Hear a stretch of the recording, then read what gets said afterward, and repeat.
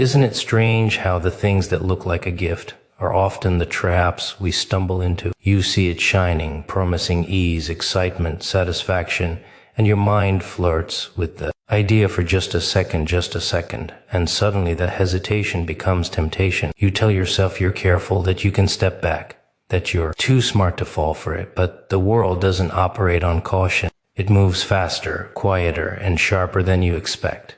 And by the time you notice the pull, you're already leaning in, curiosity blurring the alarms your instincts screamed moments ago.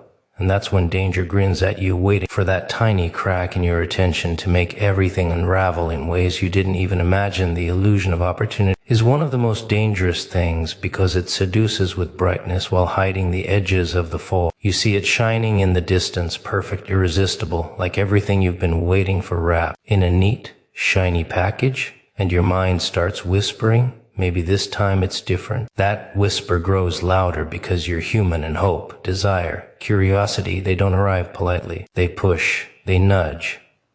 They pretend to be reason while their real goal is distraction. You think you're observing, analyzing, weighing pros and cons, but that's the trick. The illusion knows how to look calculated, responsible, like logic itself led you here.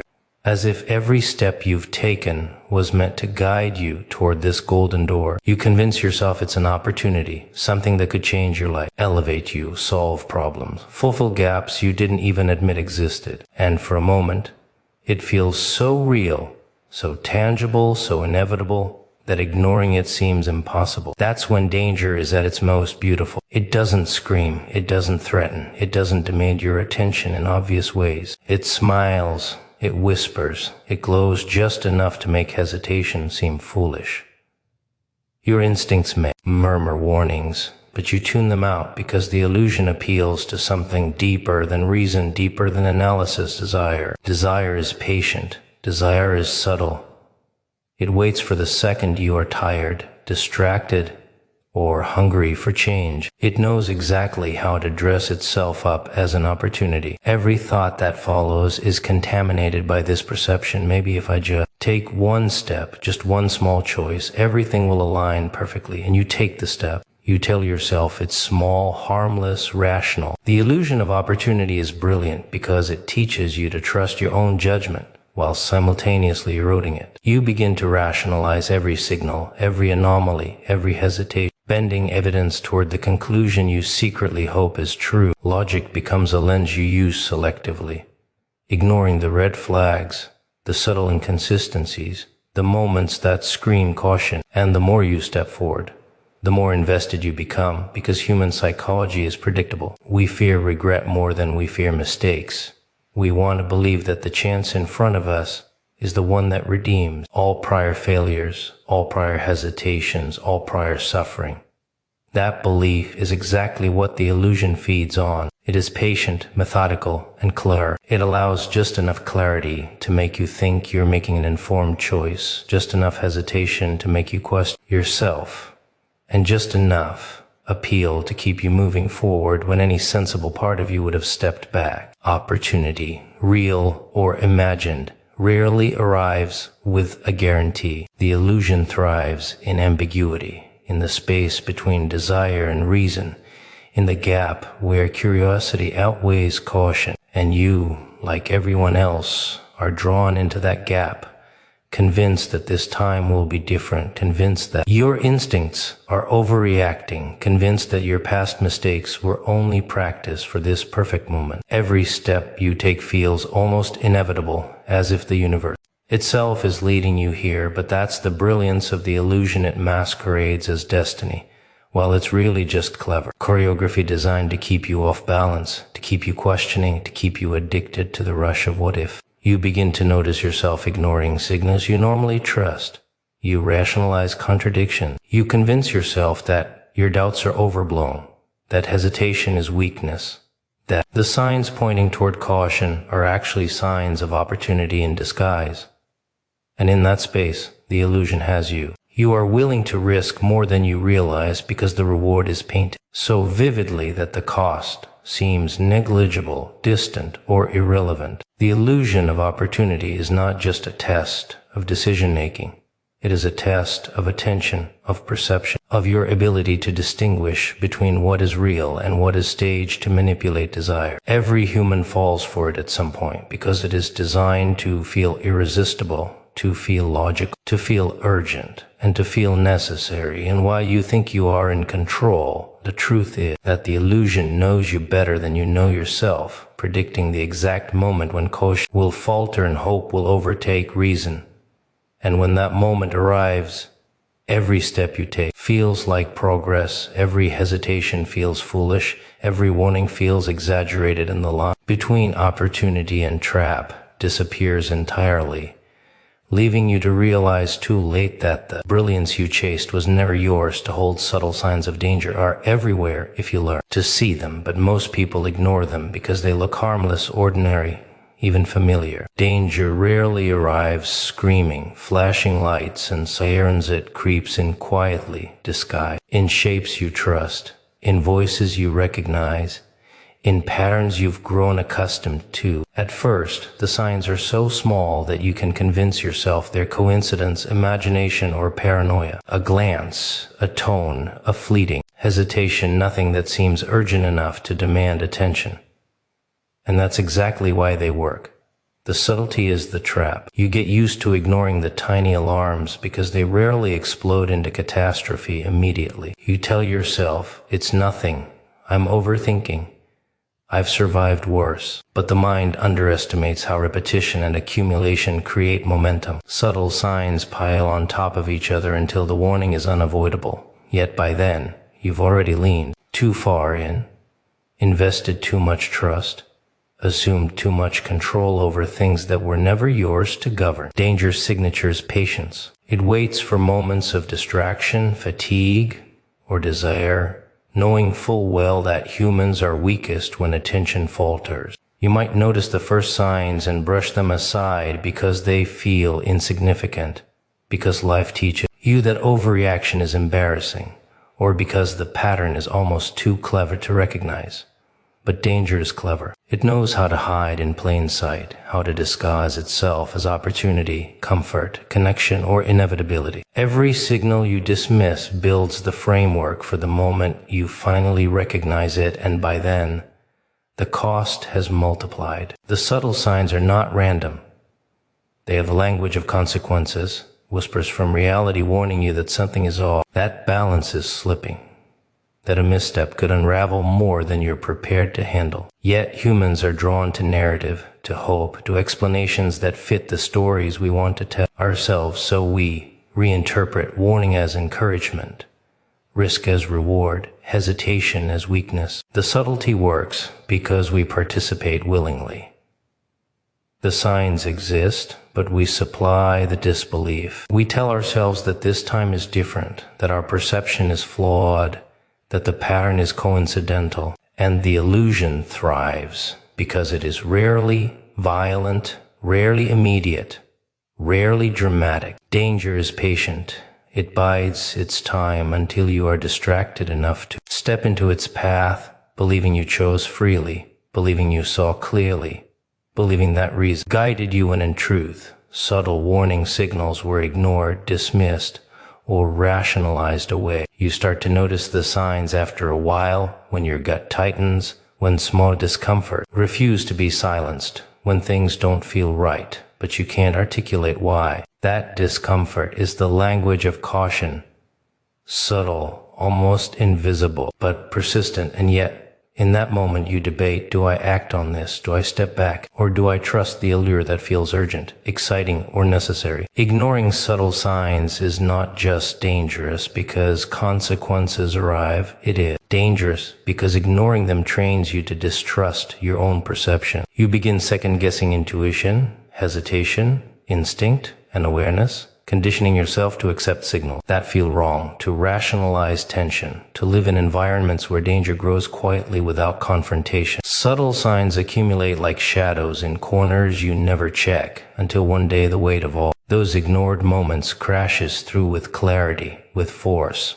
with results that are undeniable. At that point, hindsight is sharp, unforgiving, and almost comical because the signs were always there, patiently waiting, whispering, nudging, and we miss them. But subtle signs of danger are not only warnings, they are teachers. They reveal how perception can be clouded, how desire can blind, how trust can be manipulated, and how hesitation, once dismissed, can be the difference between survival and downfall. They force you to confront the uncomfortable truth that awareness is a skill, attention is armor, and ignoring whispers in favor of immediate gratification or false security always comes at a cost. You realize then that danger rarely shouts, because shouting would give you time to prepare. It creeps, it simmers, it disguises itself in familiarity until you are entangled enough to notice only when the consequences are already unfolding.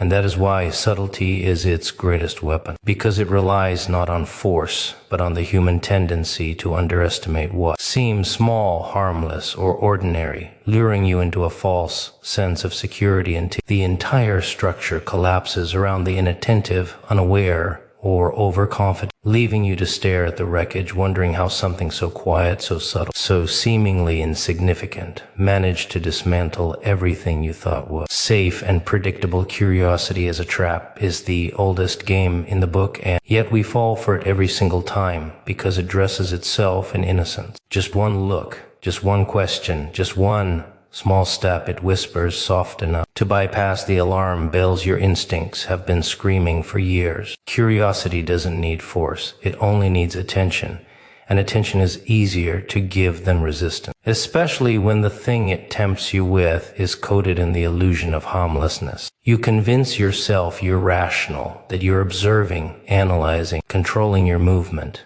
but curiosity doesn't care about control. It doesn't care about reason. It only cares about engagement, because engagement opens the door for the trap to take hold. At first, it feels productive, exciting, even like you're gaining insight, knowledge, power. You tell yourself that curiosity is a strength, that exploring the unknown is bravery. And for a while it is. But traps hide in the familiar, and curiosity is familiar. It feels safe. It feels justified. Step by step, question by question, thought by thought, you drift closer to the edge of consequences that were never obvious at the start.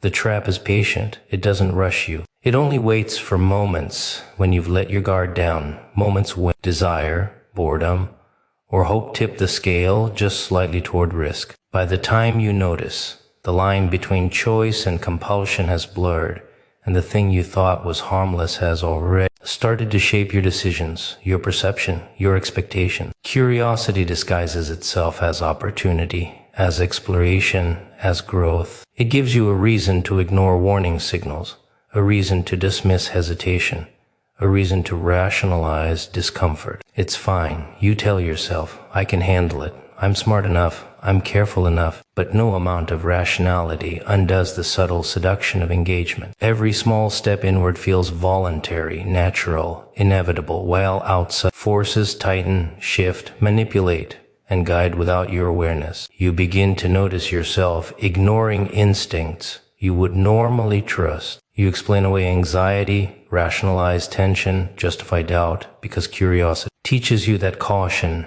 is weakness and hesitation is wasted time. It whispers that knowledge is power, forgetting to mention that some knowledge comes at a cost you weren't prepared to pay. And that's the brilliance of the trap.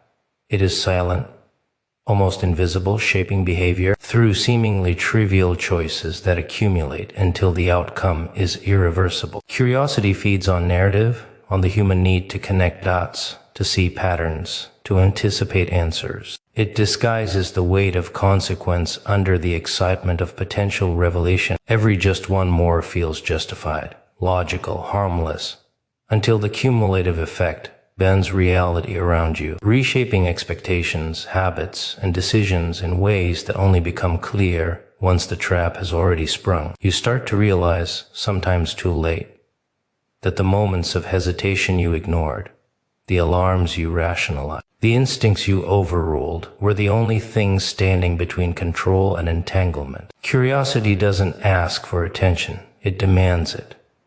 It doesn't threaten, it invites. It doesn't coerce, it seduces. And the moment you respond, you're already halfway in, already invested, already walking a path that narrows with every choice. The danger is not obvious at first. It hides behind fascination with the unknown, with the forbidden, with the hidden, because humans are wired to explore, to question, to engage. That wiring is exploited. Curiosity doesn't scream. It smiles, it teases, it waits quietly for your trust, your indulgence, your lack of vigilance. And by the time you sense the weight of your actions, the consequences of your engagement, the call of your innocent curiosity, it is too late to step back without leaving pieces of yourself behind. The trap has taken root because curiosity doesn't need force, it only needed you to care, to wonder, to peek, to step. And in that small engagement lies the power to dismantle caution, override reason, and turn a single innocent choice into a cascade of inevitability, leaving you to marvel at how something so simple, so natural, so human could be so perfectly, ruthlessly, and quietly dangerous. Ignoring instinctual warnings is one of the most subtle yet devastating mistakes a person can make, because instincts are not polite suggestions, they are the body and mind speaking in a language honed by survival, by experience, by countless small lessons you may not even remember learning. The moment you hear that whisper of caution, that twinge of discomfort, that hesitation that refuses to be silenced, it is not coincidence. It is the accumulation of everything your mind and body know that your conscious mind refuses to admit. But humans are strange creatures. We are trained to doubt ourselves, to rationalize fear, to ignore the quiet signals that do not fit into the narrative we've constructed about control, capability, and inevitability. We ignore the twinge of doubt because it seems inconvenient, embarrassing, or irrational. We tell ourselves that the instinct is overreacting, that it's paranoia, that we've survived before and can survive again. And yet, ignoring those instincts is a dangerous game, because instincts are rarely wrong, and they operate on layers of awareness we don't consciously access. The first time you dismiss a warning, it feels harmless. You move forward with confidence, reasoning that hesitation is weakness, that caution is overcomplication, that the world demands boldness, not doubt. You tell yourself that fear is for the unprepared, for the unskilled, for those who can't handle the stakes. And sometimes that works. Sometimes you are correct. But ignoring instinct repeatedly trains your mind to mistrust the language your own body speaks. That is when subtle damage begins. You start confusing instinct with indecision, intuition with overthinking, caution with incompetence. You tell yourself that the tension in your chest is meaningless, that the gut that tightens is irrelevant, that the signals that whisper stop are nothing more than noise, and the world rewards you temporarily for that ignorance. You take risks, you push boundaries, you ignore discomfort, and sometimes it pays off. That intermittent reinforcement convinces you that ignoring instincts is clever, that you are smarter, braver, sharper than those who listen. But danger is patient, precise, and methodical. It waits for patterns to emerge, for signals to be silenced, for the arrogance of repeated survival to accumulate. Every warning ignored builds momentum toward a point where consequences are no longer avoidable. And when they arrive with a clarity that is brutal, because the body remembers what the mind forgot. Every instinct you dismissed, every twinge you rationalized, every whisper you silenced becomes a thread in the tapestry of impact, unraveling predictably, inexorably, and yet somehow you are still surprised. Ignoring instinctual warnings is also a lesson in perception. Humans are drawn to logic, reasoning, and explanation. So instinct feels inconvenient because it often lacks concrete evidence, precise timing, or a clear path. It exists in the tension, in the pause, in the unease that your mind wishes would go away. You try to explain it, argue against it, analyze it, quantify it, and in doing so, you silence the very voice trying to guide you. And the tragedy of ignoring instinct is that it is both avoidable and unavoidable. Avoidable because you can learn to recognize the signals. Unavoidable because ignoring them feels natural, seductive, and justified, especially when courage and pride and desire are involved. You begin to see patterns in hindsight, the moments when hesitation could have saved you, the time when gut feelings demanded attention, the signs that screamed in silence but were never acted upon. Instinct is never loud. It is subtle, persistent, quiet, and it communicates through discomfort, curiosity, tension, and premonition. Ignoring it doesn't silence it. It merely grows the cost of your ignorance. You experience discomfort, confusion, and frustration when the consequences of dismissal arrive,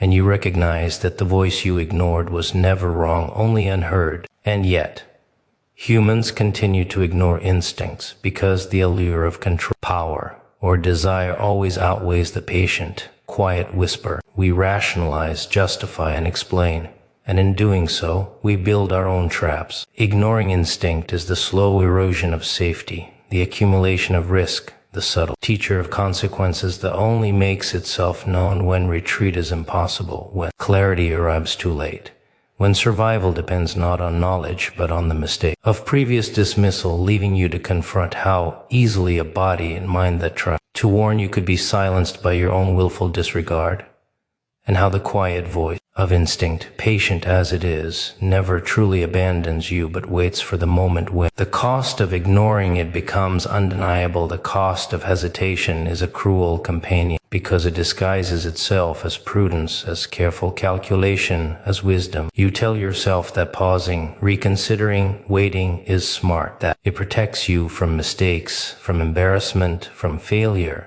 and for a while, it feels like it does. You feel in control, rational, cautious, almost superior to those who act without thought, who stumble forward recklessly. But hesitation has a dark side. It accumulates in silence, in the moments you didn't move, the chances you didn't take, the opportunity you allowed to slip through your fingers because you were waiting for perfect timing that never arrives. You convince yourself that waiting is preparation, that observation is strategy, that delay is protection. And in those moments, the cost quietly grows, almost invisible, almost imperceptible, until the moment arrives when you realize that the hesitation you considered careful was actually surrender. It doesn't strike all at once. The cost of hesitation is subtle, creeping into decisions, shaping outcomes, altering trajectories. You notice the small things first, the chance you didn't seize, the conversation you avoided, the risk you deferred, and you tell yourself that it wasn't that important, that another opportunity will come, that timing wasn't right. But life doesn't operate on fairness. Opportunities are fleeting, moments are precise, and hesitation allows them to pass while you debate, rationalize, and weigh, leaving you only with the memory of what could have been. The cruelty lies in the illusion of control. Hesitation feels safe, deliberate, intelligent. It masks the fact that inaction is also action. Every second you wait, every pause you justify, every thought you overanalyze shapes reality as much as any bold move ever could, and often it shapes it against your favor. You begin to notice patterns. People act, doors open, outcomes manifest, and you are still calculating, still waiting, still convincing yourself that readiness is key. But the moment for action is already gone. Hesitation is a thief disguised as prudence. It robs the future silently, leaving you to wonder why your careful planning never yielded the results you imagined. The cost is not always immediate. It grows over time, compounding in ways that are difficult to quantify. You can measure what you did, what you achieved, what you attempted. Hesitation is measured in what you didn't do, in the potential that went unrealized, in the impact you failed to create because the mind refused to commit, because the fear of misstep outweighed the thrill of engagement, because you believed that perfection was the prerequisite for action when it is in fact unattainable. And yet, hesitation seduces with logic. It convinces you that moving too soon is reckless, that patience is power, that waiting ensures better outcome. But life rarely waits. Timing is ruthless, indifferent, and precise. And the longer you hesitate, the greater the disparity grows between where you are and where you could have been, between the connections you might have made and the opportunity you allowed to dissolve, between potential realized and potential lost. Hesitation tests more than decision-making. It tests perception, courage, self-trust, and resilience. Every delayed step is a reflection of fear, doubt, or overthinking. And while those forces may feel protective, They are often corrosive, weakening momentum, obscuring intuition, and diminishing the capacity to act decisively when the moment arrives. And the tragedy is that the cost is invisible until it's undeniable. You don't see the opportunity that passed while you argued with yourself about timing. You don't notice the influence lost while you weighed consequences. You only realize in hindsight the cumulative weight of hesitation, how every tiny pause added to the gap between what was possible and what actually occurred. How the careful calculation you believed to be wisdom was actually a slow surrender to inevitability, leaving you to wonder why the moments that demanded courage were instead met with indecision, why the doors that could have opened closed quietly while you debated, why hesitation masquerading as prudence quietly eroded outcomes, connections, and potential until the cost becomes so real, so tangible, so unavoidable that it cannot be rationalized away. And the realization hits that hesitation, in its patience, subtlety, and quiet seduction, has quietly rewritten the path you thought you controlled. Small choices leading to risk are deceptively innocent because they rarely feel like decisions at all. You make them almost automatically on autopilot in moments when your attention is divided, your mind preoccupied, or your judgment clouded by desire, distraction, or habit. Each one seems insignificant in isolation, a fleeting thought acted upon without much reflection, and yet the accumulation of these micro-decisions shapes the trajectory of your life far more than the grand gestures you plan and anticipate. You tell yourself that it's harmless, that it's trivial, that it doesn't matter, that one small deviation won't change the bigger picture.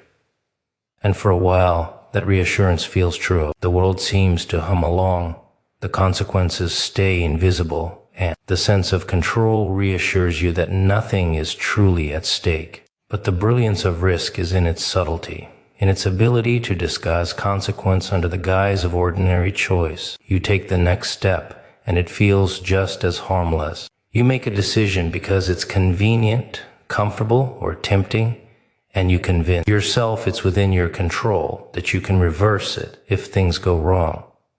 And you can't. The chain is already forming. The invisible threads of consequence begin to twist around your intentions, bending reality slowly, imperceptibly, until what seemed trivial becomes pivotal. The first realization usually comes in hindsight, a moment when patterns emerge and you see how one small choice led to another, like dominoes tipping silently, predictably, but with a speed that surprises. Risk doesn't shout, it whispers, it operates quietly, masking danger under the surface of familiarity.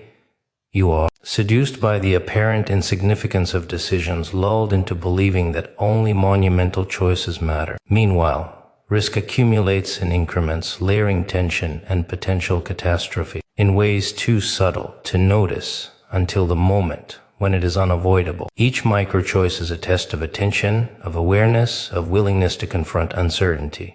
The world rewards the inattentive by letting consequences incubate silently, delayed long enough for confidence to grow, for caution to weaken, for doubt to be rationalized away. And by the time the outcome manifests, it feels sudden, immediate, disproportionate, but it is not. It was built patiently, methodically, through countless tiny decisions ignored, underestimated, or misjudged. Human psychology compounds the danger because we underestimate the weight of incremental risk. We celebrate the big victories. We mourn the visible mistakes, but the quiet, creeping erosion caused by minor choices is often invisible until it is irreversible. That's why awareness is critical. Not every choice carries risk, but every choice carries potential, and potential can shift the balance between advantage and disaster faster than we anticipate. The irony is that micro-decisions feel empowering. They feel like autonomy, control, agency, when in reality they are the very mechanism by which unseen forces shape our lives. Every habitual response, every fleeting impulse acted upon, every convenience embraced with a thought is a thread woven into a larger tapestry that may unravel unexpectedly. And yet, humans are predictably negligent. We prioritize comfort, desire, and perceived efficiency over attention, over foresight, over deliberate consideration of consequence.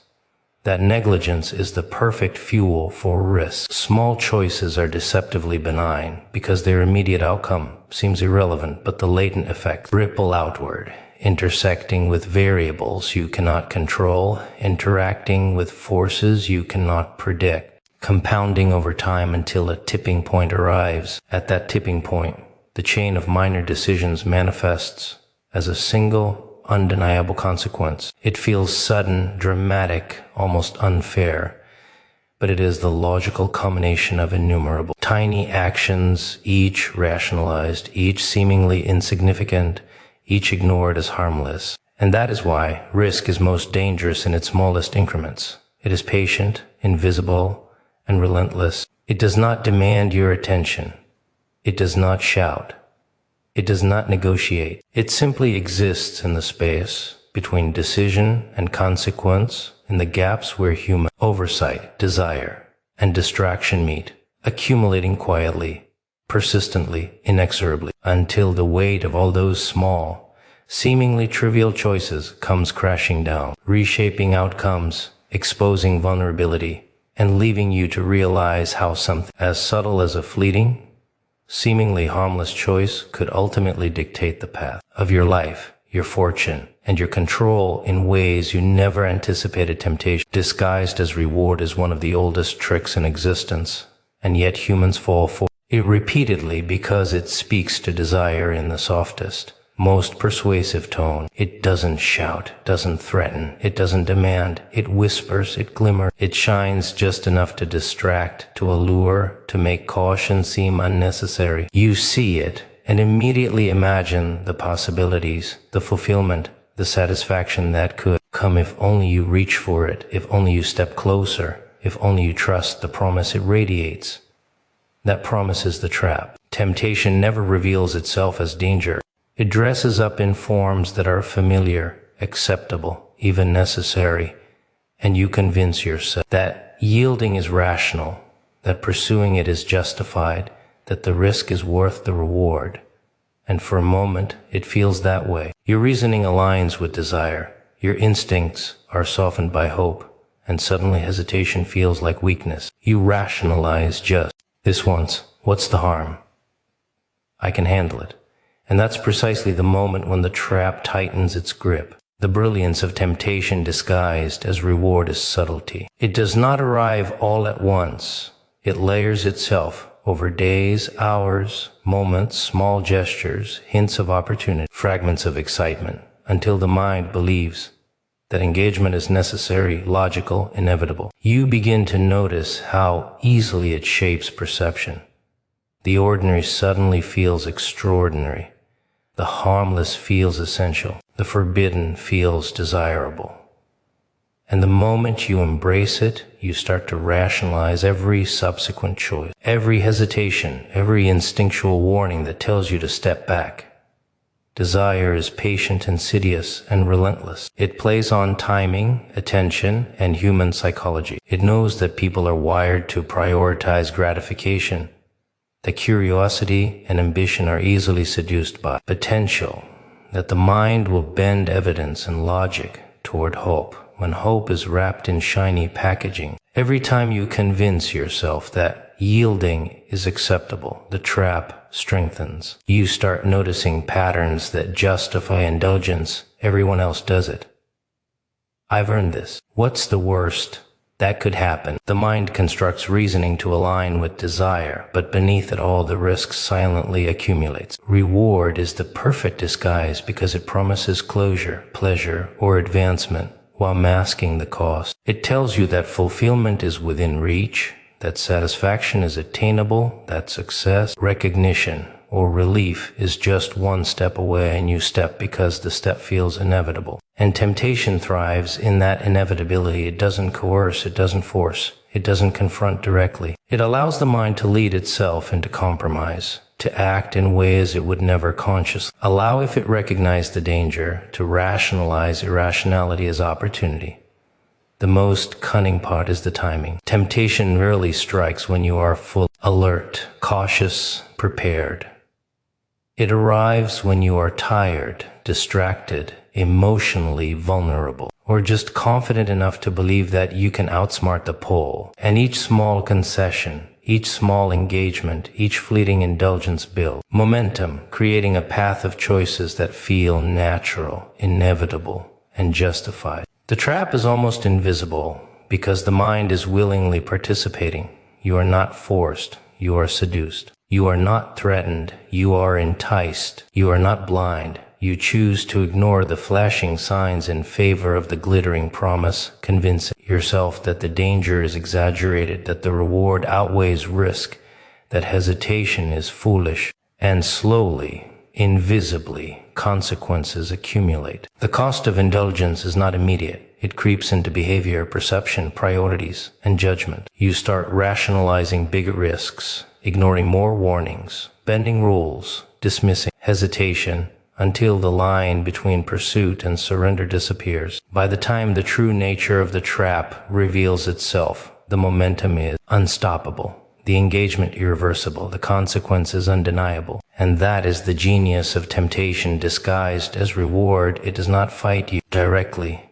It does not confront you openly. It lures you willingly, make you believe you are in control, making you feel justified, making every step feel like your choice, until choice is no longer choice, and reward has transformed into consequence, pleasure into cost, indulgence into trap, leaving you to marvel at how something so alluring, so logical, so carefully disguised could dismantle caution, reason, and restraint quietly, methodically, and perfectly, without ever raising its voice or showing its teeth.